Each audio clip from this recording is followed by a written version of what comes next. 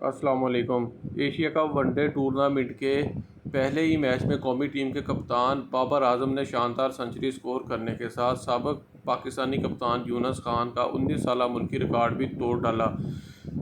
بدھ کو Asia cup 2023 کے افتتاحی میچ میں پاکستان نے نیپال کو یک طرفہ مقابلے کے بعد 238 رن سے شکست دے دی۔ قومی ٹیم نے کپتان بابر اعظم اور افتخار احمد کی شاندار بیٹنگ کی بدولت نیپال کو 443 رنز کا پہاڑ جیسا ہدف دیا۔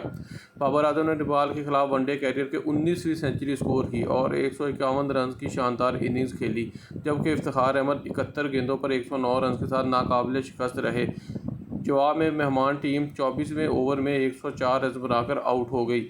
بابر اعظم 151 رنز کی اننگز کھیل کر ایشیا کپ ون ڈے میں سب سے بہترین انفرادی سکور بنانے والے بیٹرز کی فہرست میں دوسرے نمبر پر آ گئے۔ ایسی مزید خبریں جاننے کے لیے میرے چینل کو لائک اور سبسکرائب کریں۔ شکریہ۔